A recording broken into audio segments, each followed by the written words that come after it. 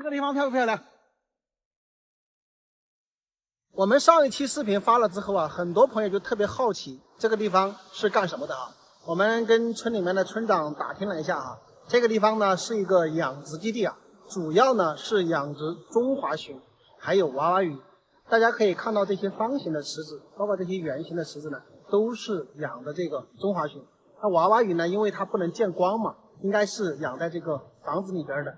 老板养殖这个鱼呢，它不是内销的哈，大多数呢都是出口到国外。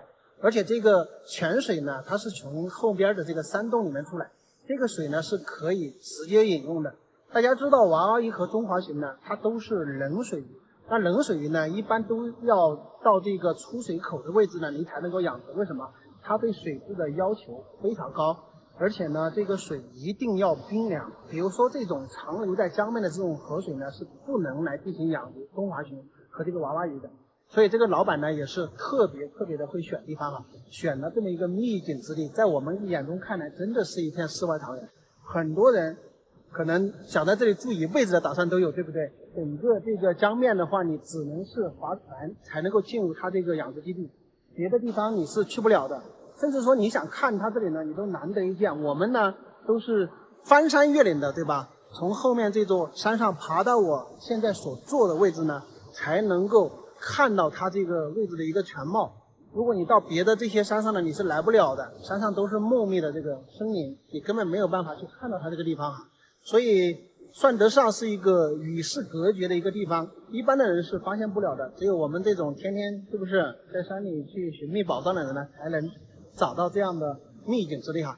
所以想看到这里呢，特别难哈。贵州大山一悬崖下发现神秘山洞，洞口竟然有人居住，洞内奇观更是美不胜收。走，今天阿泰带你们进洞一探究竟。现在我们已经来到了洞口，这个洞口呢是有房子的，有人居住的，在这里养羊，然后那边呢是住房。现在呢我们一起的几个人，他们已经在里面开始搭那个竹筏，因为待会儿呢进洞之后呢，里面有这个水流啊，需要用那个竹筏呢滑进去，人走进去的话可能需要湿脚啊啥的啊。这个地方呢竟然还有一道城墙一样的，我感觉以前这里面就可能有住人哦。这个城墙的这个厚度都有2-3米啊。因为在远古时代呢，这个人们没有地方住呢，大多数人呢都选择了这个斜居，是吧？就住在山洞里面。哇，这里面整个进来之后是豁然开朗的，里面有非常大的一个平坝啊，很大的一个平坝，大家可以看看。因为这里呢我来过一次啊，没有遇到主人家。那么这一次呢是正好他们当地的人有知道我，然后呢就叫我一起过来呢，咱们进洞去看一下。据他们讲的，这个洞里面非常漂亮哈，就从那个地方进洞，说是不比这个织金洞的那种景观差，所以说我很好奇啊，所以来跟他们一起进洞去看一看。那么如果在夏季的时候呢，这个地方的水流其实是比较大的啊，包括这些地方呢都会被水淹没。那么现在呢正好是冬季，那我们要进去探洞呢是需要从这个下游往上游走的，所以在夏季这个洞的话是不能去探的，因为难免上游会涨水啊。所以现在冬季呢相对比较安全，那我们呢就可以来进洞去探一探哈，也这个满足大家的一些好奇心，是吧？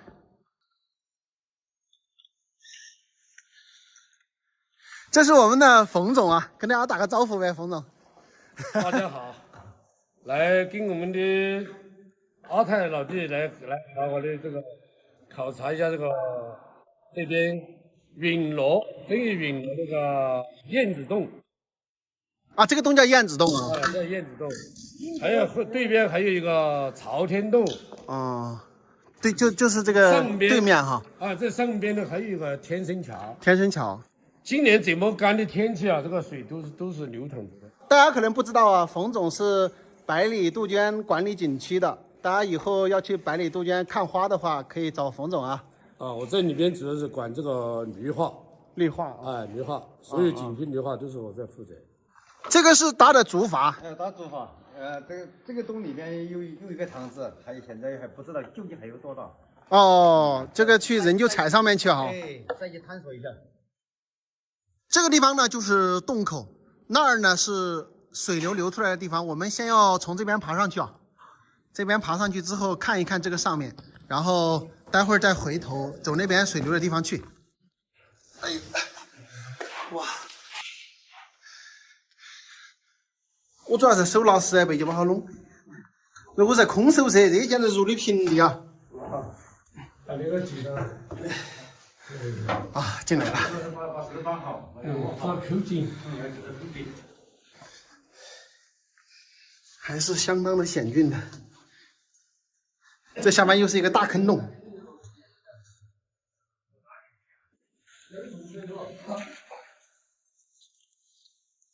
这个地方在这里头。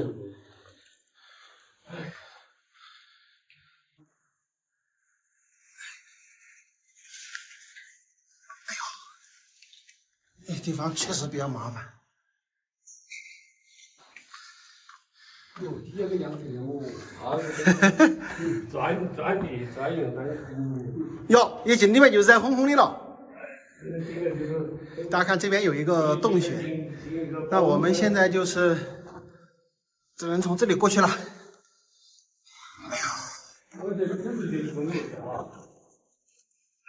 哎呦，那进入一个大捞汤了，是不是？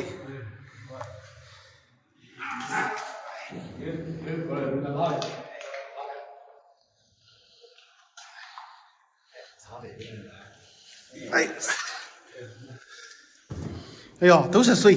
都是水，而且这个原来出来水过去的这个，一下出不去。这一条，这一条。你要吃那边的，能钱跟过去。一会儿拿竹筏来打起了。他过这个嘛。哎呦，这个水哟，这个水清湿绿亮的哟，我天！你这个就不行了，这个就过不去了。用竹筏的嘛？就用竹筏。就是这里用竹筏，用竹筏进去看有好难。之前你们进去过没得？没有去过，水都没去过。你们都没进去过？这个地方本来说拿竹筏来划进去，看来这个竹筏是承受不了，去不了了，只能换另外一个地方去。这个就是溶洞的河流的出口，感觉就像龙宫入口了哦。这里面竟然有鱼，哇，这个鱼怎么这么漂亮？白色的。看着很像娃娃鱼一样。为什么有这种鱼？朋友们知道这是什么鱼？这个鱼真的很奇特，白色的。整个鱼的身体都是像透明的一样，它肉的内部的那些骨翅的那个架都能看得到的，好神奇啊！抓一只能不能抓到？我看一下。哇，抓不到！哇，太神了这种鱼！哇，神奇！哇，你看这里也有一只，天呐，这什么鱼？这什么鱼？太神奇了！走走走，继续往前走。我的天！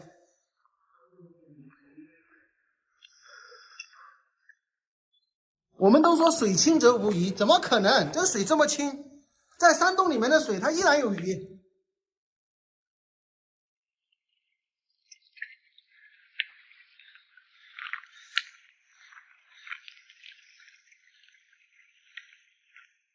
今天真的是饱眼福了，兄弟们，饱眼福了呀！看一下这个水面，这个是龙肚子里面长了一个结石吗？这么大一个石头挡在这里。嗯，哇，太神奇了！这里好多石头都感觉像化石一样。然后就走在这里的话，就相当于直接是走在这个地下暗河的河床。这个真的就是几十万年前哈，可能上百万年前是更长时间，它那个河流的高度更高一点，然后河床慢慢的下移是吧？就形成现在的这种河床，然后这边这些就是河里面的这种沙嘛，应该是这样的吧？摸一下，这个就像瀑布了，啊，这个它颜色跟那个路边它也不一样了。看这个上面有很多细小的纹路啊，细小的纹路，朋友们看一下，它是这种呈细纹状的这种晶体的这种形状，非常漂亮。哇，这个还像一个莲花台呀，这个莲花台。那边这个。这个漂亮啊！有这么一个舞台的话，那不得了啊！这个如果古家的话，这个舞台的话，就要多干个1亿了。很漂亮。这个探洞呢，有水的地方呢，也不担心氧气的问题。空气是流通的。如果没有水的溶洞呢，就要小心一点。大家看这个地方啊。它真的就像外面的河流一样的，这边就是属于这种河滩边的这种岩石啊，很神奇。对，然后我们看这个洞厅就知道，这个水流啊，其实是以前它的水位是很高啊，慢慢的沉下来，就是我们贵州的这种喀什的地貌嘛。上亿年前是不是啊？1万年前，不是贵州的整个贵州都在海底嘛？你看这些，它本来也是洞穴，然后水流不断下潜，下潜之后呢，就形成这种特别奇特的这种景观啊！哎呀，我们经常说滴水穿石，滴水穿石，大家可以看一下这个石头上全部是这样的孔洞啊，它就是上方的水滴下来滴穿的。看一下这个上方。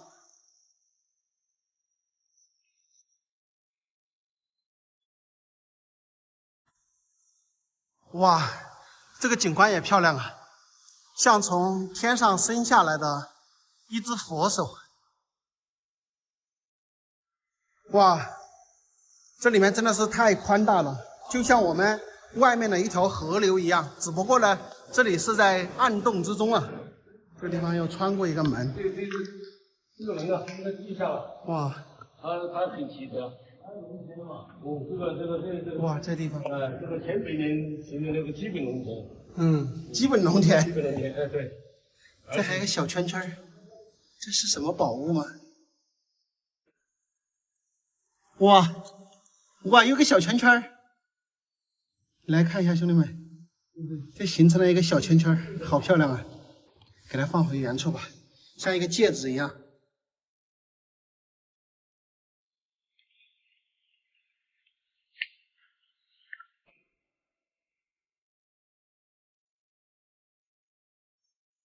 毛茸茸的那个是沙滩吗？就像这个沙漠里面那个。哇，这个好看呀！溶洞沙漠了。看一下，朋友们看一下，太漂亮了。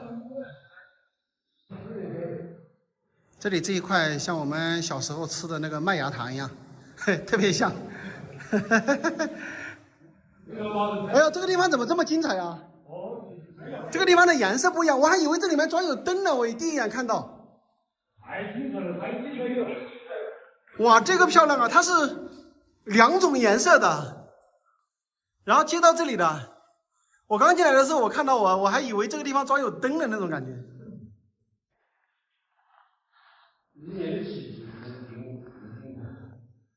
哇，这一片，大家是不是感觉这种是灯光来给它造成这样的？它本色就是这样，上面是黑色的石头，下面形成这样的东西，太奇妙了啊！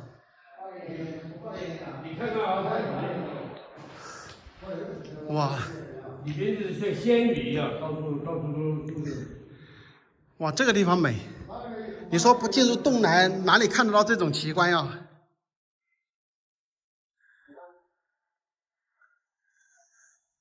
哇，这个好看，这个是真漂亮啊！这个，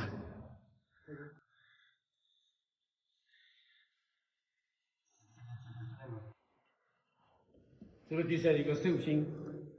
哇，下面这个真的有点像观音菩萨，像观音，这个有点像。在这，那些身边像那些如来佛啊，还有什么那些，小孩在往这个高处在爬。你看那上面的一小孩。一直爬到顶上去。就像菩萨树，就像这个人不断的从小孩开始奋斗一样嘛，就通过这根菩萨树慢慢往上爬，爬到顶端就成功了。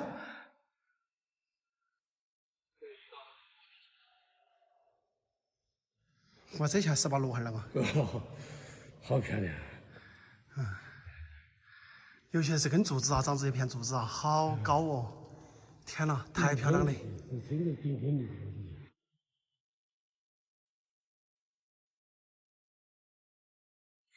这棵柱子好形象啊，你们觉得像什么？哎呀，全是这种东一根西一根的这种柱子，哇，太漂亮了！这里面雾气也很大，然后我前方这个东西好神奇啊，中间呢像一个碗一样的，然后里面是金黄色的，然后柱子呢它又是那种白色晶体加那种黄色的。很美啊！我这儿过不去啊，要过得去的话，我上面呢就给大家一个特写。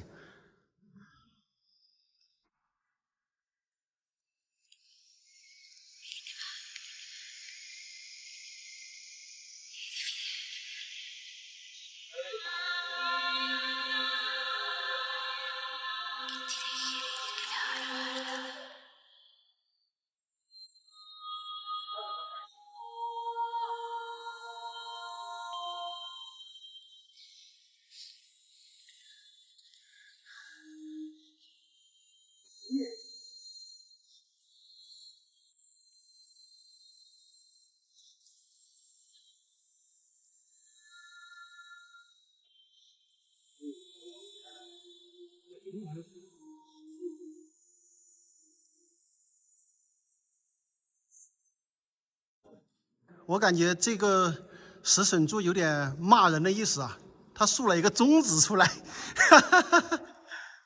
大家看这下面有一个手掌，然后给你竖了一个中指，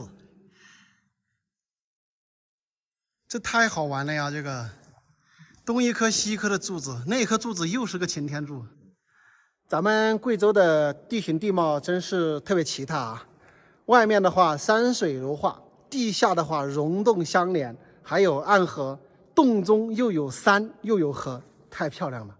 所以说欢迎大家到我们贵州来玩哈。贵州是山好水好人好，溶洞也好，对吧？尤其是溶洞中有非常多的奇异景观，是咱们在外面是看不到的，可以说是这个非常的惊奇啊。好了，朋友们，本期视频就跟大家拍到这里，咱们下期再见，拜拜。朋友们，大家好！现在我在大山这里发现一个奇特的岩峰啊，就是我后面这一座山峰，顶部看起来的话是一个三角形，它的下方呢有2个洞穴，洞穴里面都有那种几百年前的那种古石墙，前方呢看去又有一点像象鼻子的感觉啊。我们用无人机飞上去给大家看一下整体的形状。我们从空中看的话，这一座岩峰是一座孤峰，四周都是悬崖的这个峭壁啊。你以为这是一座普通的山峰吗？其实不然，一看这个三角形的山体造型啊，就觉得很不普通。整个岩峰的周围遍布有10多个洞穴，并且相通相连。我们来看一看，这是崖壁上的其中一个洞穴。洞穴的门口啊有2排石墙。那么这个石墙是什么年代所建？建这个石墙的目的又是什么呢？注意看。石墙的边上还留有进出的石门，难道曾经有大量的人居住在山体的内部吗？我们用无人机查看了一下四周，这样的洞穴在整座山体周围有10多个，而且每一个洞口外面都有垒起的石墙，只是年代久远，很多石墙已经垮塌，给人一种很是神秘的感觉。据当地的老百姓介绍啊，山体内部还有暗河，更加增添了几分神秘。或许在远古时代没有房子住的时候，整座山体内部应该居住了不少人吧。我们再来到山体的顶端，竟然发现山顶有一个天池。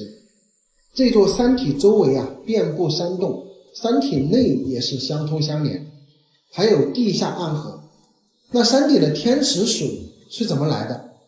难道连通着地下暗河吗？如果是，那就相当于天池和地下暗河间是有管道相通的。这样的地质奇观真是让人称奇啊！大自然鬼斧神工的创造力让人叹为观止。感觉这一座岩峰内部会有很多秘密可以探寻，或许会找到一座地下宫殿也说不准。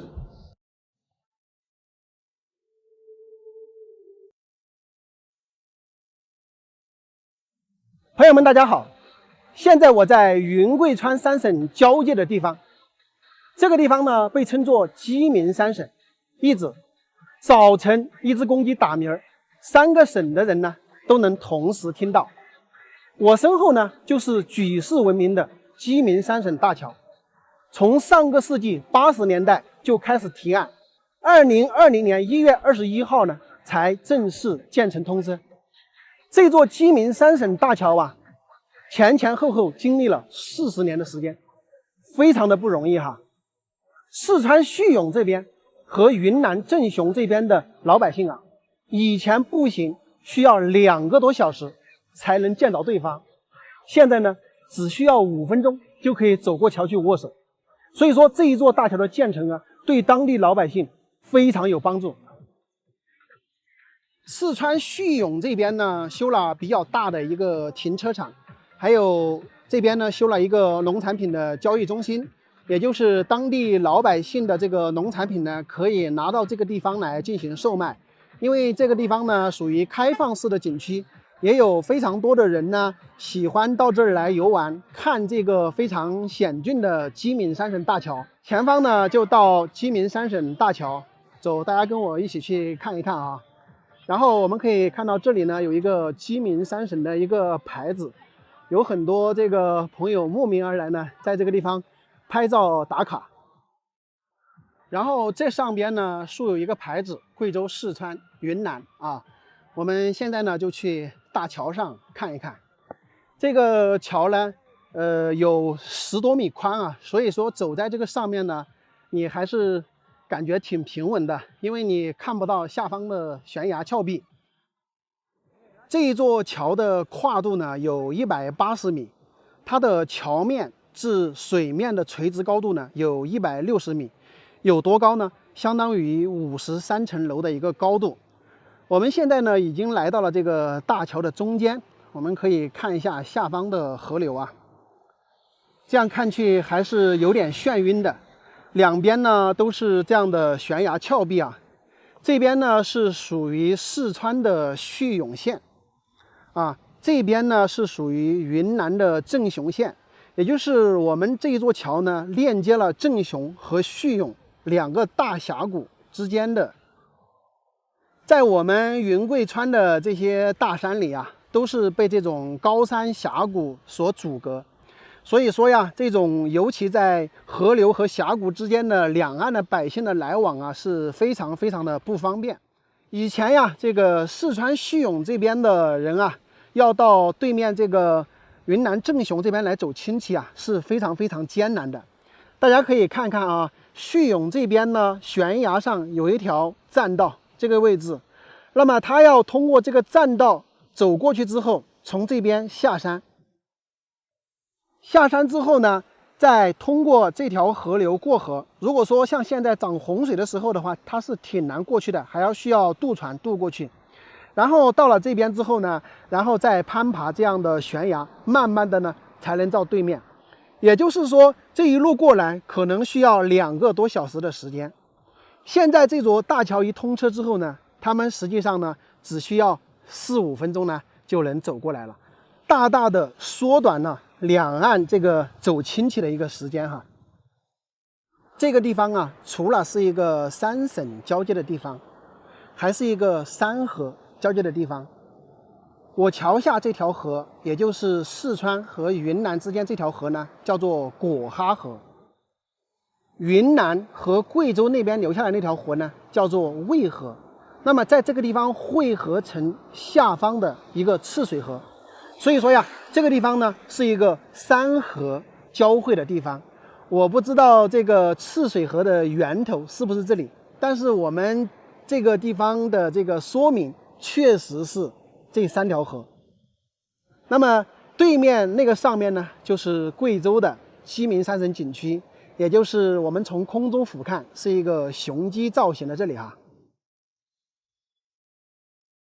这座大桥的建成呢，也标志着我们的这个建桥技术呢提升到了一个阶段，而当地的百姓呢，也因为这座大桥的建成，从原来需要步行2个多小时的路程呢，缩短到只需要5分钟，可谓是造福了一方百姓，非常的了不起。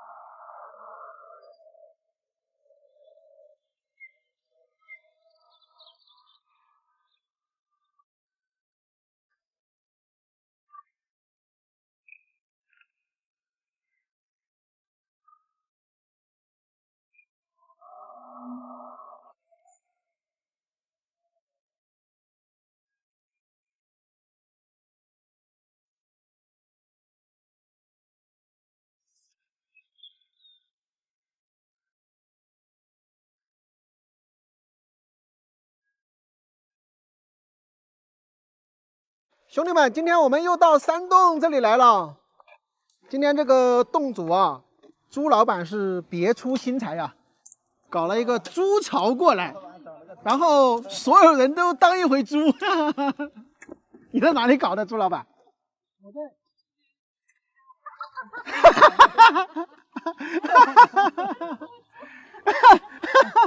这个猪槽上午是不是还有猪在里面吃东西啊？对啊，我就把天蓬元帅的吃饭的家务都给他铲了。我跟你讲的，来，不想了去。我的妈呀！不开玩笑啊，猪槽里面吃吃那个天麻炖那个腊猪皮是吧？这是。那陈妈，你今天在那个猪头里面吃，我中午了，还有猪头是朱老板是什么意思？就是招待猪呗，招待猪呗。朱老板招待猪。哎呦我的天！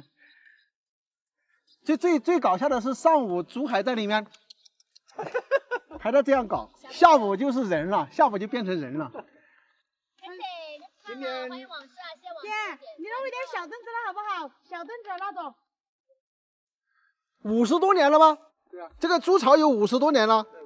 那喂的猪是不是不计其数了？最开始这个猪槽是这么大，你看被咬到剩多少了？全部被猪舌头点的是吧？对啊。我一想到等一下怎么吃呢？我的。味道可以啊，味道可以。有这个猪槽的时候我都还没出生。今天我们就要一群人围着这个猪槽。 体验一回这个当猪的感觉哈！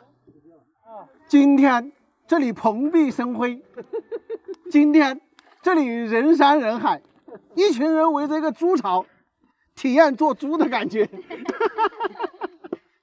真的是跟喂猪一样的哈，朋友们，真的是跟喂猪一样的，不开玩笑的。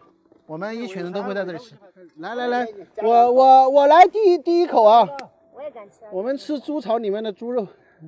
吃天麻吧，那个天麻是在猪槽里面炖出来的，特别香啊，这个味道，香糯的。天麻好吃啊！来，快抢！快抢！哎呦，等一下被人家吃完了，我说。对，这个太多了。搞快点！第一次在猪槽里面吃饭，我天！慢一点嘛。大家都在抢，不要抢啊！我菜给我抢完了，等一下。 你不要说这个吃起来真的香，真的香哎，不开玩笑哎。哦。他们说有猪屎的味道，我觉得就吃不出来。你别说话行不行？我说那猪舌子，哦，猪舌子是吧？哦，不是猪。你看猪我有点的。泰国就是乱吃。来了，这个天麻都整个的。那是相当的哇塞呀！这画面可以燃。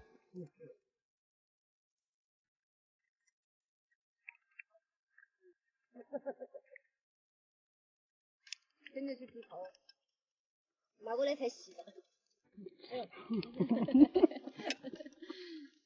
人世间有很多的怪事人家我看到洗了。啊，说云南有18怪，什么贵州有什么怪，但是都没有我们今天这个怪。怪到什么？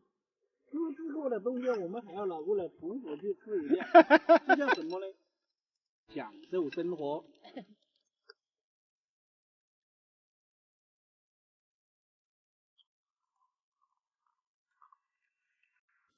我们今天到这片山里面来挖天麻，然后要经过上面这一大片的坟山，我已经走下来了，他们挖天麻的也下去了。然后吴启林兄弟啊，在上面坟山里面迷路了。哇，这里一大片的坟山，等一下他下来，我们采访他一下，看看他是什么感受啊？一个人在那个地方走迷路，终于找过来了。你刚才跑到哪里去了？前面全都是坟，我跟你说，还好今天这大太阳，我看到那个直播走。就引走了我的那个注意力，哇，真的很吓人。如果是下雨的话，有雾罩，我是不敢走的，很吓人那里面。我从这里走下来的，然后我一叫你，你跑到那边去了。对，是有人喊你过去的吗？我也不知道。哎呀，这个坟山里面确实有点吓人啊。啊，对，太吓人了。我刚刚听村民说，他说有1万多座坟。1万多座坟啊。就这一整片山全是坟墓，全都是，而且那边的坟很大，不像这里这么小一个，很大的。我感觉刚才他被吓住了，我们一群人走这里走下来了，他跑到那边去了，跑到另外一个坟山去了。我喊的时候声音都很小，是吧？都听不到，听不到什么？你是被迷住了？你打电话我都接不到。啊，对对对，我打电话以后你也接不到啊，这我给你回过来了，那好像电话都受影响了。吓到了，吓到了。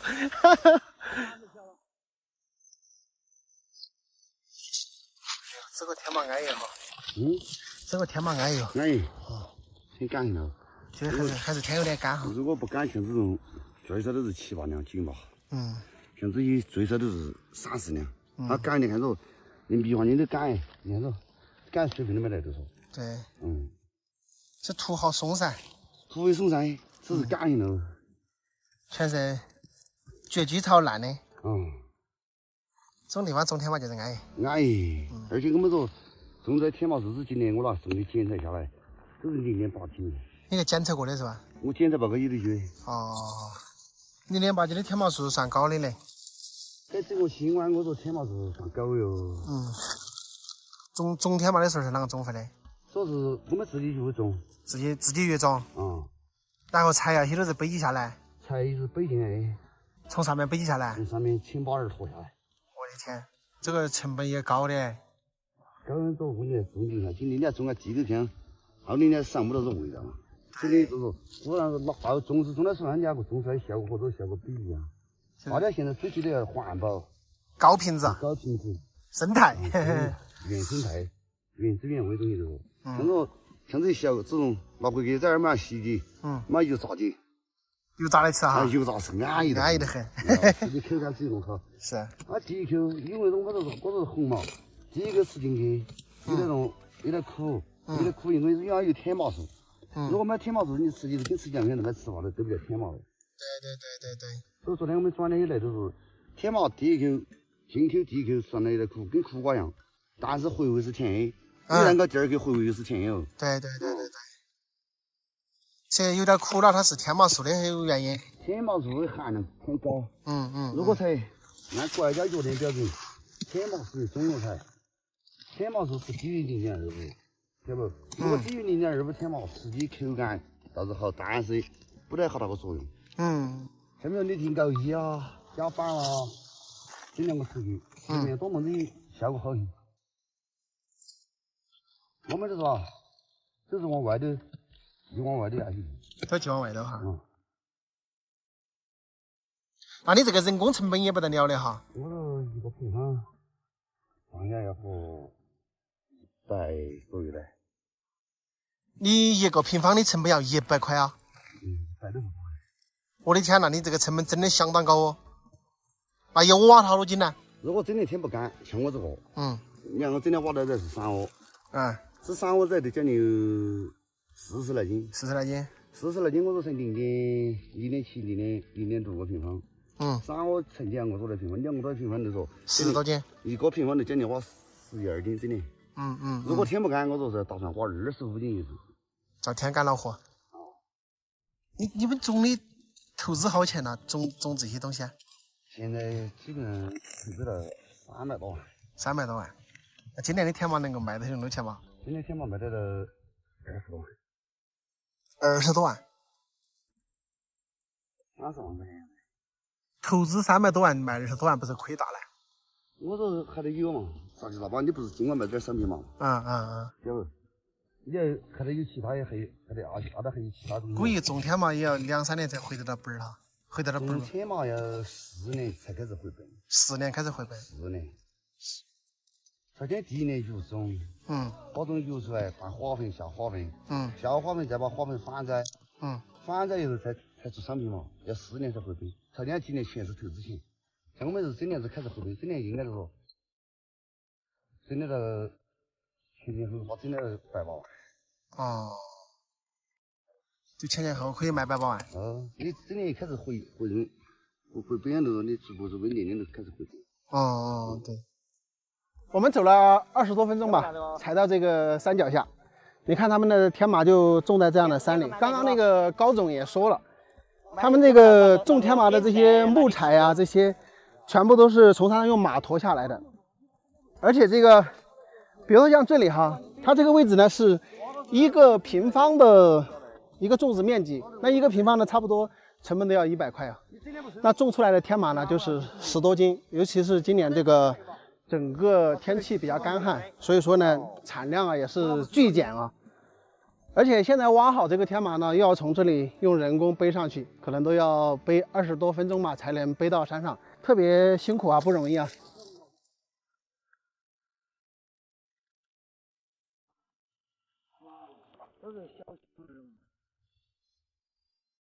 这个地方真的是山川秀丽，景色宜人，空气清新。鸟语花香，朋友们，大家好！现在呢，我在遵义市沙湾镇建设村的三岔河组。这个村庄啊，非常漂亮啊，我每年都要来看一看。它是集高山峡谷、河流湖泊、悬崖峭壁、奇峰异景为一体的村庄，非常的美丽。而且村中呢，还有一棵1600多年的千年古银杏树，长得是奇形怪状。现在呢，正值叶子变成金黄色的时候啊，非常的好看。跟我一起进村去看一看。现在呢，我已经到达了这个村里了。大家可以看到，这个村子的底部呢，其实还是比较平坦的。你看这边这些山峰啊，非常漂亮。这里有一个锥形的大的这个岩石峰，很漂亮。上边这儿还有一个很小的石柱子，所以这个地方真的是奇峰异景啊，很美的一个地方。前方那儿呢就是银杏古树啊，走吧，去看看。来到这个路边呢，我们已经能够看到这里有一棵银杏树了。这棵银杏树可能是几百年吧，看到金黄色的颜色，现在非常好看。然后上面这一家人呢，好像也没有人居住吧。你看这儿有一棵小的，这个地方种了3棵银杏树，那棵比较大一点啊，那棵是1600年的。然后你看看像这些房子的话，也是没有人居住的。在这个下方呢，很大的一块平坝啊，所以这个地方环境真的是非常的不错啊。大家如果说想到这个地方来玩呢，还是很好找的，因为这里就有一个寺庙嘛。这里是上方的一条大峡谷。那么这边呢也有一条峡谷，那它2条河流在这个地方汇成一条河之后呢，就从这个地方向下流过去啊，所以说这个地方叫三岔河嘛，也是2水交汇的一个地方啊，很漂亮的一个村子。然后可以看到上面那些风光无限的美啊，包括前面是吧，都是那种峡谷高山那种岩峰，对吧？很好看。然后从这个地方呢，也是有一条峡谷延伸到里面去哈，所以这个地方是四个大峡谷，很漂亮。现在我们已经来到了这棵千年古银杏树的跟前，来看一看金黄色的颜色啊，金黄色的叶子颜色，非常的漂亮。我给大家近距离来看一看咱们这棵1600年的千年古树啊，长1600年真的是非常不容易啊。那个时候说实话我都还没有出生，是吧？可以看到这个树的下方是非常非常的粗大的。那么特别奇特的是，这个树的这个枝丫位置啊，长了密密麻麻的这种像锥形状的这种倒流体，这个呢叫做银杏天笋。而且我们注意看的话，它每一个枝丫的下面的话都长有这种天笋啊，而这个呢是非常非常珍贵的东西啊。据这个网上的资料显示啊，就是能长出这种银杏天笋的概率是10万分之一，所以说很难的。那么它为什么要长这样的银杏天笋呢？是怎么长出来的呢？这个呢就要从这棵树的树龄说起了。它已经有1600多年了，对吧？那么在若干年前呢，这些地方呢其实是没有人居住的啊，整个地壳呢也有一定的运动，那么长期经受这种电闪啊、雷击啊、山体滑坡呀、泥石流啊等等，那么不断的对这棵树呢进行这种大自然的摧残拍打，对吧？所以说把这棵树呢，把它拍打的这个千疮百孔的，才形成了这样的银杏天笋。所以说这也是体现了咱们这棵古树的生命力的顽强，对不对？经历了那么多的这个自然灾害啊，直到今天它依然屹立在这里，给我们呈现这么壮美的这个景色奇观，对吧？非常令人敬佩。我敢说呀，我看了很多的古树，但是像这棵树这么漂亮的话，我真的是第一次。你看看这个枝丫延伸过去，那些地方啊，就是一颗一颗的这种天笋掉下来，你看到没有？那个枝丫那里也是一排一排的这种天笋，包括下面的一些枝丫，还有就是上面呢，包括树顶端的那些地方的话，我们无法拍到，都有这种掉下来的这种天笋，真的是非常好看呀！来，大家看看，就像一件天然的这种艺术品啊，让我们看到真是不得不感叹我们大自然的这种鬼斧神工的这种感觉啊！整个树干从这里上去，我们可以看到好多地方是不是都吊着天笋，尤其是最顶端吊的也是很大很大的天笋，哇，真的是太漂亮了。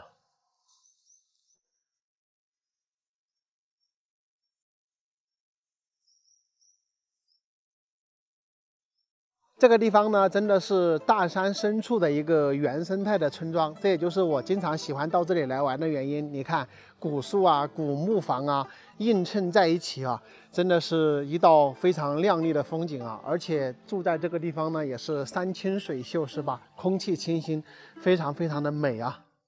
站到这里来，是吧？是不是显得我很小？那这样抱过去也抱不着，得3、4个人吧，4个人、5个人才能抱得住吧？这么大的一棵树，朋友们，这棵树现在是特别好看的时候啊，应该下周这些地上就有铺满了这个金黄色的叶子，赶紧来拍照打卡，时间1年只有1次啊！反正啊，这个村庄的环境我是非常喜欢，基本上每年都会来。如果你们喜欢的话，也可以经常来这样的山清水秀的地方玩一玩。好了，朋友们，今天的视频呢就到这里，咱们下期再见。拜拜。在贵州毕节到大方的这个省道上啊，看到这里一个大峡谷，非常的漂亮，所以说想下来航拍一下。哇，你们不知道我刚才从这一座桥上走过来，走的我是胆战心惊啊。这个桥上是不能停车的哈，我刚刚是把车开到前方很远的时候走路过来，正好路过桥的中间的时候啊，有几个大货车从中间过。你不知道这个桥的感觉就像那个水波纹一样，这样的波动。我本来是不恐高的人，我在这个中间我都感觉头特别的晕，所以说恐高的人在这个桥上你肯定是不敢走的，它那种失重的感觉是非常明显的。如果说没有这个桥的话，两边的人基本上是没有办法通行啊。下面就是很深的这个江水，对吧？这个整个两边呢都是这种很高的这种悬崖峭壁啊，这个崖壁的高度呢大概有100多米，而且都是这种垂直的高度。我现在手机是不动的情况下，你们来看一下这个感觉哈，我的个天呐！我站在这儿真的是压迫感非常非常的强，因为整个这个桥底呀、它就犹如泰山压顶的那种感觉从我头上盖下来，特别特别的恐怖啊！这种心理的这种压迫感，你要开车在桥上的话，啥感觉都没有，但是你要走在这个上面呢，真的是让人恐惧啊！哇，这个大车过吓人。你看，看这个位置，看这个位置的抖动，这个振幅。就小车的话会好一点，大车过去的时候，车过了之后，这个桥的振幅才过来。所以咱们这个桥的两边它有限速40的标志，就你不能太快啊。如果说车都开到70、80码的话，它这个振幅会来回的不断的去起这个振幅。如果说人走在上面的话，真的是挺吓人的啊。我跟你们讲，步行走在这个桥上真的是很震撼的那种感觉，可以用惊心动魄来形容。不过恐高的就不建议大家走桥了，因为它边上的这个栏杆是比较矮的。这个地方呢，相当于把整个水沟里面的水都拦下来了。现在还有这么大的一股水，足见这个水的水源还是比较大的。而且这边的位置正好在山腰的位置啊，当时选择来用这股水呢，也是特别明智的，是吧？现在已经干旱几个月了，这个水依然还有这么大。马上就到源头了，哇，水还是挺大的哈。现在这个地方就是大发曲的源头，来看一看，特别清澈的山泉水啊。从这个山里面流下来的，哇，这就是大发天曲的一个源头。大家看看这个水，多么的清澈。这儿筑了一个南堤坝，它也用不了多少水啊。如果说一旦涨水的时候呢，这个水呢就可以漫过这个堤坝呢，流到下方的水沟。这个地方呢，就是当地人说的螺丝水沟沟。这个水还是挺大的，我们可以看到前面那个地方，这个拦坝呢，还是没有把这个水全部拦完，因为下游呢还是有一点点水的啊。这个超级大工程的源头就是现在我们脚下的这个位置。这一条大发曲呢，被称为上个世纪的超级工程，是草王坝村的村支书黄大发带着村民花36年时间一同修建。整个沟渠呢，经过3个村庄、3处大的悬崖、10多处峻岭，耗时36年修建。它的总长度呢是9400米。下面呢，大家就跟随我们的航拍镜头，从现在的源头一镜到底，感受一下这9400米的悬崖天曲。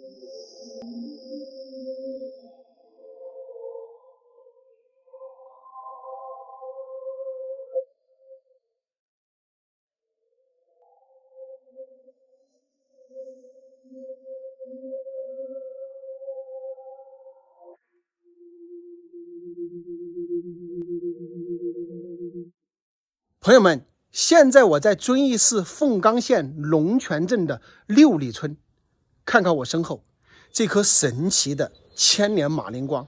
走到这里之后，你真的是要被震撼到。整个树的树根是盘旋在这个悬崖峭壁的这个巨石上，这个造型真的是非常的奇特。那么它的这个树前边呢，是一个神庙啊。特别奇特的是，这棵树的这个整个周围啊，它都是这样的这种灌木啊，只有这一棵树是马铃桩，绝世屹立啊，真的是太神奇了。也不知道这棵树的种子是从何而来，对吗？是天生的吗？你看它的这个根系呢，是缠绕在这个岩石上而生，那么扭扭曲曲的盘旋，奇形怪状啊。那么也从这个树上我们看得出来这个生命的一个奇迹啊。当地村民呢还为这个马铃桩树弄了一首打油诗啊，说的是神树马铃桩，身上亮堂堂，远看硬疙瘩，近摸滑光光，是不是特别的形象？马铃桩的这个树根啊，它基本上接近于我们的这个人的皮肤的颜色，所以你走到这儿来，你看到这棵树，说实话，你真的是浑身都起这个鸡皮疙瘩，就是感叹我们这个大自然的造物真的是鬼斧神工。如果你善于观察，你在这棵马铃桩树的这个树根上，你能够看到非常多的一些形态哈。你想说它是什么样的形态呢？它就有可能是什么样的形态。这棵马铃桩树的侧后方呢，还有一个涵洞啊，下边有暗河，深不见底。至今为止呢，还没有人下去探秘过，非常的神秘。马铃桩洞、马铃桩树、马铃桩庙。马铃桩庙呢，还有一副对联：洞外诸神依石坐，山前古树借云栽，古木古树生古石，灵山灵洞有神灵。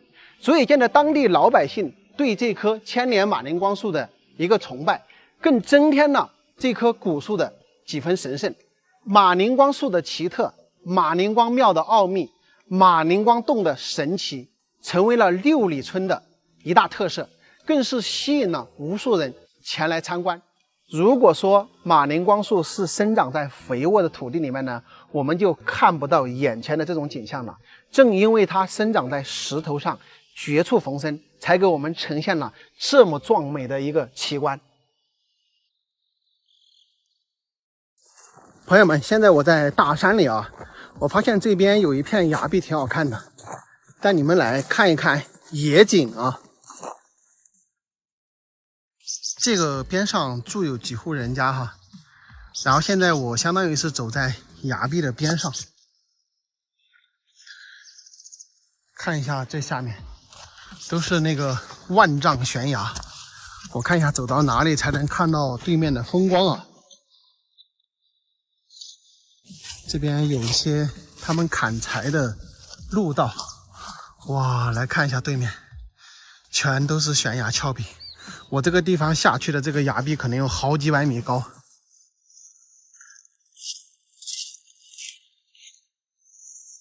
就在森林中的一条小路，而且我的右侧就是很高的崖壁啊，那种悬崖峭壁。哎呦，我天哪，来到崖壁边了。咱们看一下下面，我好像只能在这里看一看了，看一下这个峡谷的风光。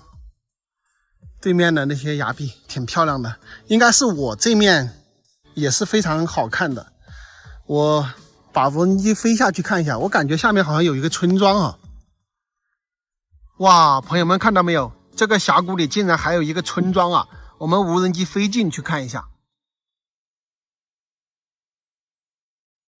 感觉这个村庄是不通公路的，它这个村里面有穿来一些小道，但是没有看到有公路啊。那么我们看到峡谷底部下方是有一条小河的，这个村子所居住的环境是非常好的哈，青山绿水，悬崖峭壁。耶，我怎么感觉这个村已经是一个荒村了呀？不知道大家有没有注意看这些房子啊，好像已经没有人居住了。看着土地呢，好像近2年来还有人种地一样的，因为没有多少的草。我估计这个村子荒废呢，也可能就是近1、2年的时间吧。反正我用无人机搜寻了一下，没有看到有人在，也没有看到有牲畜，估计呢就是一个荒废的村子了。那我们从这个空中的大视角可以看到啊，这个村庄的前方就是悬崖峭壁，后方呢也是非常高的这种高山。环视了一下四周啊，方圆应该是5公里内是没有任何的住户的。这个村子呢，它就坐落在一个大峡谷下面啊，真的是一个与世隔绝的地方吧。那这个地方为什么成为荒村呢？我觉得可能也是通不了公路，然后和外界联系多有不便，所以呢就把这里面的人全部搬走了嘛。大家看，住在这里的人应该有好几十户。因为咱们现在看到的这些房子呢，也有10来栋吧。哇，这个地方的环境真的是不错呀！坐在这个峡谷底部，它也不缺水源，然后守望着这一片青山绿水、悬崖峭壁，又住在一条小河边。其实，在这个地方隐居真的还蛮舒服的。如果说真的你是厌倦了城市的那种喧嚣生活，在这个地方隐居的话，那绝对是超级安静的。有可能半年、1年都没有人来给你打个招呼，对不对？我都不知道哪里有路进入这个村庄哈，因为整个四周我都观察了，没有看到哪个地方有路。哇，真的是一个绝佳隐居的好地方，别人也看不到你。你真的是厌倦了城市的那种喧嚣生活，可能这个地方或许更适合你。有没有人喜欢的呢？欢迎在视频下方留言评论交流哈。在贵州开阳县的深山里发现一神奇的石头，当地人称之为巨型转运石。千百年来，它能够自行转动，你敢相信吗？太神奇了哈！今天阿泰又带你们去一探究竟。现在呢，我已经来到了这个转运石的下方。这个地方的地址呢是贵阳市开阳县卡比村的市址平组。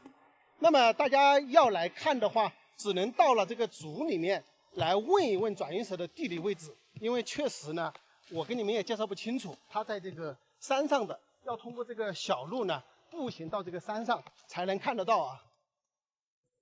我也是问村民问了半天啊，大概估计是从这一条道上来，我也不太确定啊。穿过这一片松树林，这里面环境好舒服啊，地上全部是这个松毛覆盖，这儿是不是拍照非常爽？在这种大森林里面拍照。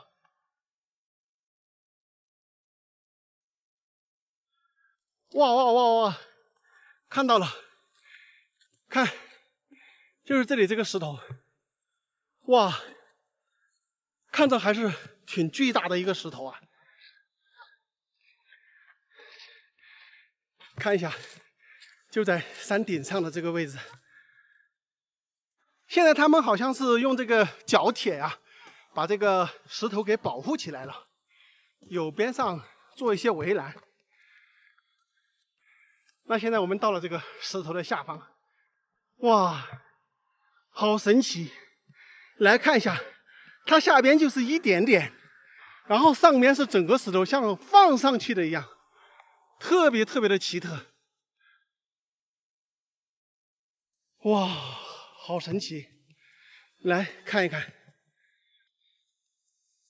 它这些地方都是接好的哟，然后。但是这个下面呢，是相当于是放在这个上面的感觉啊，这确实挺神奇啊！就在这个大山上，我们从这个角度来看一下哈，这个石头特别特别的巨大，然后它的下方呢就是有一点点连着，而且最底部它是相当于放在下面的一个石头上面。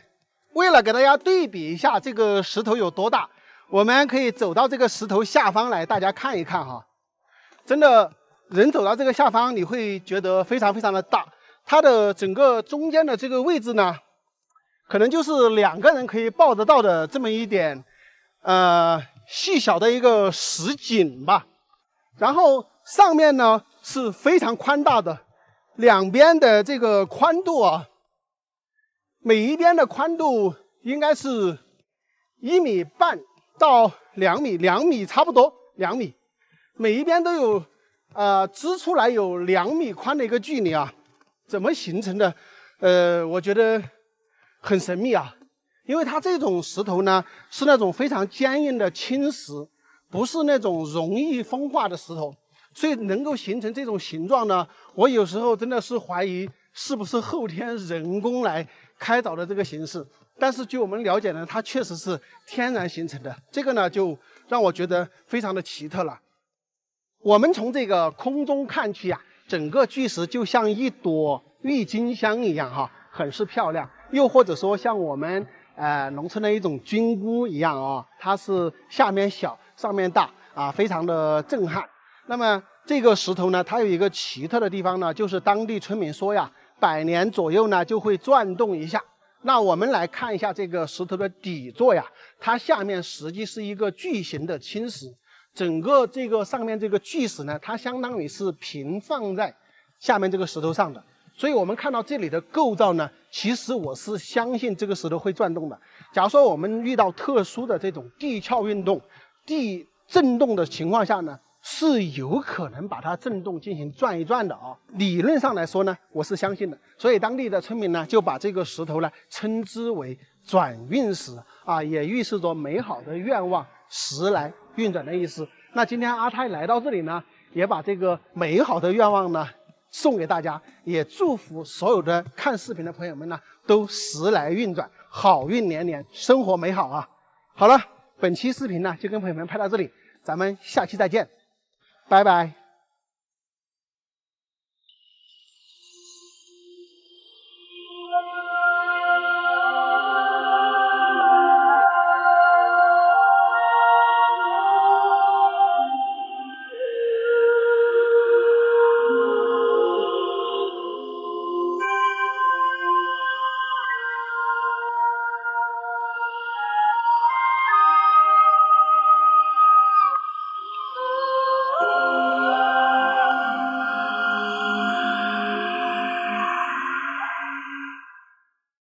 贵州大山一悬崖绝壁上发现神秘玄铁，这个玄铁到底是何人所挂，又有什么样的秘密呢？至今都是个谜。今天呢，阿泰就带你们去一探究竟。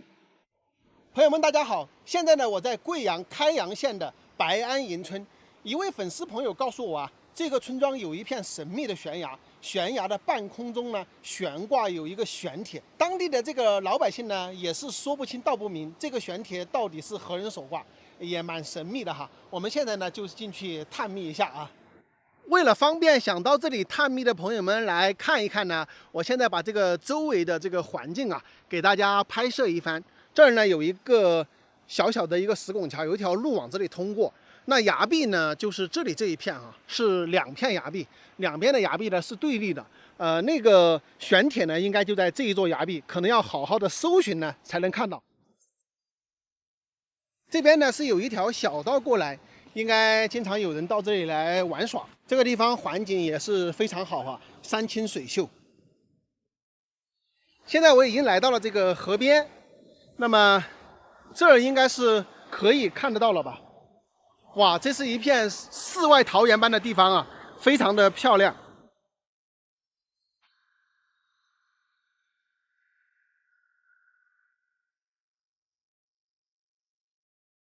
你们看到了吗？我直到现在也没看到啊。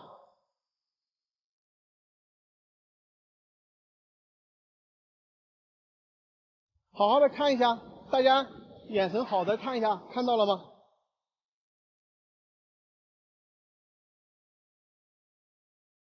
我费了9牛2虎之力啊，在这片崖壁上终于寻到了这个传说中的玄铁。我们把镜头拉近看一下，大家看看，其实呀，它根本不是玄铁，它是一个干的木料，我感觉应该是一棵杉树。那么它的长度呢，有8到10米的一个长度啊，非常的长。这一棵木头的位置是在这个狭缝中，我们这里根本看不到啊。然后这个下方呢，就是一个穿洞。我们下方这条小河流呢，流到这个地方呢，正好有这个穿洞流出去。所以我跟大家讲啊，大自然真的是鬼斧神工啊。那我们再来看啊，这个穿洞它从这个底下到上面的一个距离呢，到这个悬木料的距离呢，应该是有个50米以上的一个距离。那么大家来猜测一下，这一棵木料会不会是涨洪水的时候冲进去的呢？我觉得不会啊，因为这个放木料的地方跟下面的这个水面的这个距离呢，应该是有超过50米的。那么涨洪水也不可能涨到50米吧，对吧？所以说，这种方式可以排除。我们注意看这个夹缝中呢，它还有一个小的木料是上下顶住这个崖壁的，它肯定是人工弄上来的。但是这个超过50米的这个崖壁距离，它这个木料是怎么弄上去的呢？整个这个斜长的通道，它要放下这么一个木料，是不是要好好放才放得进去？你用别的一些方法，你让它自然的冲水冲进去也不大可能，对不对？不管它是玄铁还是玄木，我觉得都是非常神奇的。反正这个地方啊，我不单单是感觉那个玄木比较神秘啊，包括整个地形我也觉得挺神奇的。一条河流流到这里，刚好在那个地方有个穿洞，它穿洞而过。玄木呢，正好在穿洞的顶端狭长的一个岩缝之中。我的猜测，这个玄木很有可能是随着什么东西掉下来的，有可能在这个岩缝中呢是藏有玄关的。我们首先来看这个地形的话，它下面是一个穿洞，洞穿了代表什么东西？阴阳平衡。所以说我猜测有可能上面的岩缝中是古代藏有玄关。那么这一棵狭长的木料，它也肯定是人工放上去的，绝非是什么涨洪水啊冲进去的，不可能。所以一定是人工精心的放在那个位置的。你们觉得这个木料放在这个地方是何用途？它是如何放在这里的？它又有什么样的辅助作用等等？也欢迎大家在视频下方留言评论啊，说出你的观点。本期视频呢，咱们就拍到这里，下期再见，拜拜。我现在呢是在铜仁的印江县，我身后这儿呢是一个小景区，叫做大圣墩。盐水，那个石头是不是有啥那个石头啊？那个石头啊？这个就是美女峰嘛，就是美女峰，就那个石头是吧？就这个石头吧。这是啊，上面那儿了吧？哦，我们在20年以前啊，我就把这个龙门的摆设的贴啊。20年以前，吴天祥是个教书先生。我说吴老师，因为我这边做河路，我是4河路做啊，6河路我也做。他说做啥呢？我说要帮我们在大田2天搞成个旅游区，哈。我们贵州省来说，这个丰城洞是第1个丰城洞，没得第2个丰城洞。再也你全国早都没得个第2个丰城洞哈。丰城洞，丰城洞就你是看那边把岸。哦，在那个把岸是吧？那个把岸下来边。里面有些哪个？里面有些龙，有些蛇龙。蛇龙。哎。哦。和蛇龙蛇虎。蛇龙蛇虎。哎。那它开放没得呀？这个位置了嘛，就这个半岸了嘛。这个半岸嘛，就是那个半岸下来的，啊。它上面就是美女峰，下面就是。哦，上面那个就是美女峰，这底下就是丰城洞。那现在开发了没得呀？个丰城洞？那还没开发丰城。丰城洞还没开发？没有。哦，那还是丰城洞好玩。丰城洞当然喽，你那个我们这边的景色要好点。本来这个要开发我们这一面，才对县一流才有高才有望。哦，你的意思是这面才在正面？哦，应该开发这面的话，可能对整个县城都更好一些。对。我晓得你讲的意思。我们原来和吴天祥研究这个问题吴天祥老师他说你说这个是个道理。这个豹哥呢，洗这个豹哥呢，是他和章鱼会洗的。哦，吴天祥老师和章鱼会洗。就是那个封神洞有那个传说没得呀？有传说啊，在我们中国来说，只是一个封神洞，没得第二个。它这个封神洞的名字又是啷个来的呀？封神洞的名字就是啷个来的呢？我就帮你说个实话啊。原来对面是那边是8号，就年年呢在那个血泡子，年年造冰雹，年年打鞭炮啊。不管你在的啷个整都要整，但是给着我们这小地方呢，他给着鞭炮落的，他都不落。就是冰雹，它都在北方那边。哎，你们这儿从来没在冰雹打过？他不来，他落的他都不落。但是我们这里封神洞，他要吹胭脂。封神洞要吹胭脂，哎，就是雾罩了嘛。哎，吹雾罩吧。啊，吹雾罩胭脂，说大胭脂的话，天狼搬起就叫血泡子。哦，就是只要这个封神洞一旦吹雾罩，北方黑就要遭冰雹。哎，有人进这个封神洞里面去过没得啊？哪个不喜欢人家衣裳挖小啊下洞去啊？哦，以前大家的搞笑。那么那个洞口有好大呀？这个半矮？这个半个洞口的吧？啊，洞口的话呢，有3间房子大。3间房子那么大？他们开下面是错误的。对，这面是正面，我也感觉这面是正面，因为这个下面的话，你看这里又一大片平坝哈。这面要正一点。你贵姓呢？是？我姓刘。姓刘哈。我们这是姓。这底下这片平地大耶，这片平地吧有几十亩哦。几十亩啊？不止啊。高山的平地啊，是300多亩哦。300多亩。你看夜色过去，我们都是平地，我们这些。对呀，这个正好。不管是果林树都是一样。都是平的哈。都是平的。正好都在这个小雨峰的下边。哎，这个地方还是人杰地灵呐。我们刚刚呢听这个种田的大叔跟我们讲啊，上边这一座山峰呢叫做仙女峰。那么这个石头呢，它又叫风洞石，也是刚刚这个大叔说的哈。他说这个石头如果去推的话，它会动。更奇特的呢，应该是这个石梁的背面有这么一个洞啊，这个洞呢叫做封神洞。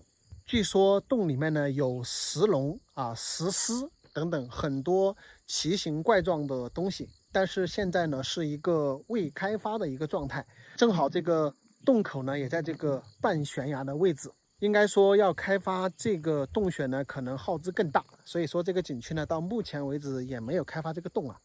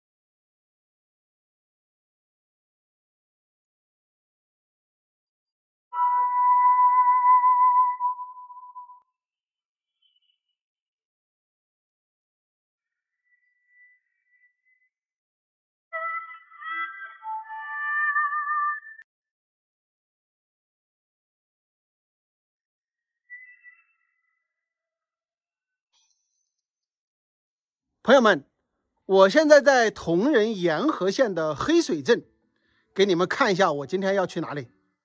我是从这个垭口上步行过来的，这个地方他们南有一道门，因为下边还有一个村子。哇，这个地方你们说漂不漂亮？那么现在呢，我是要步行从这里过去，从这里下山。这些是房子，他们那儿呢是不通公路的啊，应该是整体搬迁了。然后前边这个峡谷这里呢就是乌江，对面的就属于四川的酉阳县。你们很难想象吧，下边村子的唯一出山路就是走这条小道，因为前方呢是乌江隔断，哪儿也去不了。下去是还不算累啊，等一下上来我觉得我皮都要爬掉2层，而且现在下去是没太阳的，等一下回来太阳西晒，妈顶着背晒，我天哪，我都不知道累成啥样我才能爬得上来。你们说是不是啊？这么陡峭的山路，他们这个村子啊，当初修这个出山路也是为了走近路啊，都是弄的这种垂直的这种石梯啊，走着散腿啊，这个腿都是发抖的，而且还远得很哦，朋友们，还远得很哦。你们看看这里啊，真的是像一个世外桃源般的地方啊，两边都是这种高耸的崖壁山，然后呢，人是居住在这个峡谷里面，关键是前面就是大大的一条乌江，有山有水，是不是？这种地方就是世外桃源的地方啊，而且住在这里是清修一般的，没人打扰，对吧？朋友们，走得我腿都打颤颤了，这路太陡了。这儿已经发现第一户人家了，好像没人住。这个地方是有人在下面养羊的，那么好像已经不通电了，估计呢是整村搬迁，只是有一些部分人呢，他留守在这里呢，搞点养殖啥的。然后大家看电都没有了，这个电都卡掉了，这里还有一颗电杆也是丢在这里不管了。然后那边有一个废弃的房子，咱就不下去了。咱的目的是一直沿着这里下去，到那个江边，那顺便看看下面有人居住没有啊？哇，这里有一片房子喽，这边看一下，这里一片，嘿，还可以。这里还搞了水泥道，你看这种水泥道都是人工把这个水泥背过来，然后做的这种串户道吧，应该是串户道，因为这地方不通公路嘛，而且弄这个水泥下来呢，有可能都是人工背的，因为我看这个路特别陡啊，我估计马都不一定驮得下来，有可能真的是全人工背下来做的这些水泥梯啊，特别不容易啊，住在这个大山之中。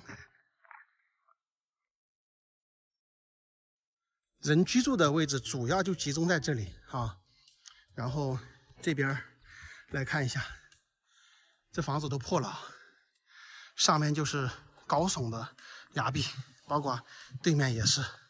这个地方环境确实比较幽静啊，挺漂亮的，就是那种大家心中的世外桃源般的那种感觉。只是这个交通不便啊，确实是没办法的事情。因为像这个地方呢，假如说想要修公路下来呢，也是非常艰难的。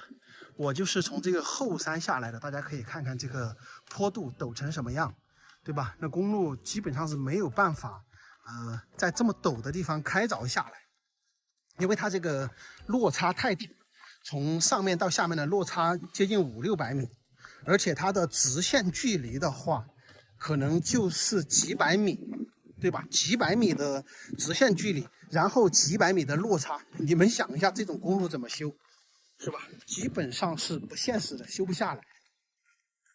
也不是修不下来啊，就是耗资会很大。而且呢，人员都是居住在这个山脚下。假如说你上边修公路的话，它这个滚石你是避免不了的，知道吧？避免不了滚石。那么住在下面的这些房子呢，也是有危险。这也可能是没有办法施工的一个重要原因啊。哎，这里有人在这里养羊哦，羊儿叮当叮当的。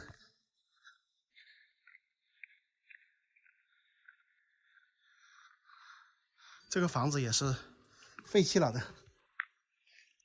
咦，这里还会有牛嘞，有个小牛仔，小狗儿，哎，看到一个小狗儿，小狗儿，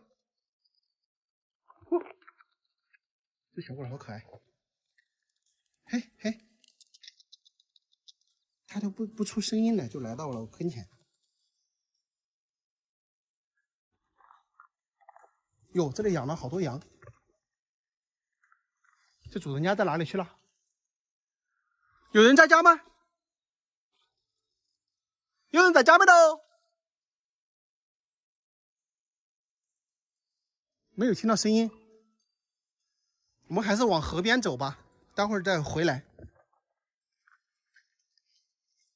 耶，水，吃饭没有？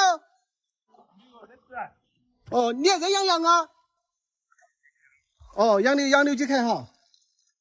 你在做哪里啊？煮饭呢？哦，还没吃饭是吧？哦，刚刚养羊那个叔叔跟我讲呢，他们这个地方叫冉家寨，他们这里呢叫上冉家寨啊，然后下边呢叫下冉家寨。那么这个上冉家寨呢也是有几十户人啊，你看那有那么多的废弃房子，这边呢也是一个宅基地。那我身后呢有10来家应该目测，你看下边那儿也有，还有废弃的房子啊。反正这边这几栋房子是没人住了啊，你们有人要住的可以来住啊。我们继续往那个下冉家寨去啊。到了下冉家寨呢，就差不多到了江边，而且在这个江边的话，还可以坐船去沿河县啊。其实你还别说啊，虽然说走这个山路比较累，但是走水路的话还是有船可以坐的。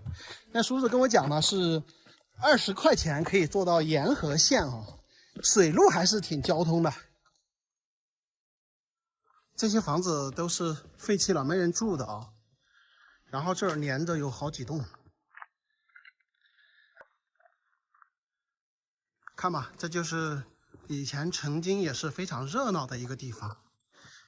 现在呢都是荒废丢在这里了，但是环境是真的好啊，尤其是在这种山水间，你老是听到丛林里叽叽喳喳的鸟叫啊，各种各样的声响啊，这就是大自然啊。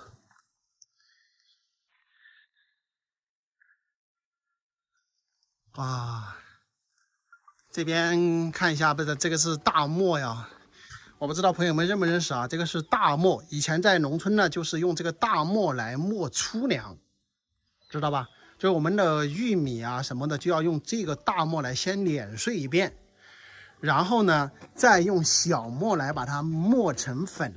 所以这2个磨呢，它都有一定的作用的哈。那个磨它是磨粗粮，比如说我们喂猪的，或者说我们粗粮要进行碾碎，碾的稍微碾成颗粒的，就用那个。如果说我们要碾细粮，就用这个。比如说我们吃的包谷沙也可以用这个，还有我们要做豆腐啊什么的，就用这个小磨。你看这玩意儿如果放在城市的话，它也是可以值钱的，对吧？就在这个大山里，它就不值钱了，都是放在这里的。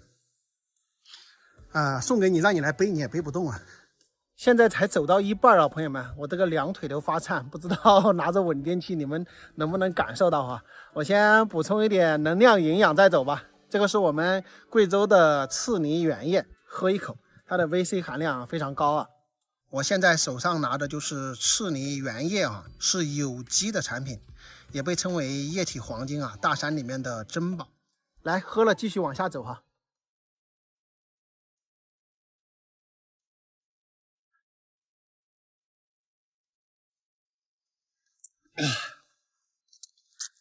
巴适，有点酸，有点涩，但是喝起来口感还挺好的。来到这个江边的下寨了啊，哇，这地方好平啊，在江边始终是不一样。看这个土地都有耕种，那个房子呢也是保留的比较好，应该还有好几户人在这里居住哦。这个地方环境真是漂亮啊，比上寨要好一点，因为它这儿呢离江边更近，然后住的地方呢也更平一点，舒服，是吧？舒服，这个地方，我们在这里呢可以一脚踏两省哦，对面就是四川，中间就是乌江隔断，对不对？很美的地方。我现在已经听到了狗叫的声音了。这户人家的房子好漂亮的，在这个山口边上，感觉这里还有一个村子一样的，好干净。接下来的路程呢，因为有很多人家户都喂有狗，交流的途中呢，经常有狗哐哐的哈。为了不影响大家的体验呢，我就在这里跟大家介绍一下得了。那现在我们镜头中的就是上冉家寨。那刚刚无人机起飞的时候，实际上差不多是从半山腰的位置起飞。那现在呢，下方的这个村寨呢，就是下冉家寨。那下冉家寨呢，应该是有10来20户，基本上是每家人都在家的。我们可以看到土地也都是种起来的。再往下面走呢，就来到了乌江的边上。这个呢，就是下来去到河边的一个整个路况。这边的这个房屋建筑呢也是比较漂亮啊，每一家呢基本上都有1、2个老人在家里面。这里留在这个家乡的人还是比较多的哈，基本上是每家每户都有人。那么快到江边的时候呢，这里还要走一些特别陡的石梯，包括一些悬崖栈道啊，看起来还是比较险峻的。这个江边呢也是住有2家人。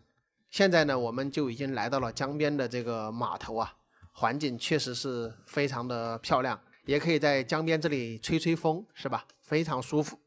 那么大家可能最关心的是如何来到这里。这个地方呢是黑水镇的冉家寨，但是不用像我这么辛苦的走这么远的路啊，大家可以直接乘船就可以来到这里啊。具体的路线呢是到沿河县的东风码头，然后乘坐去洪渡镇的船，每天早上9点对开。那么在中间的冉家寨呢，大家下船呢就可以到达这个村寨。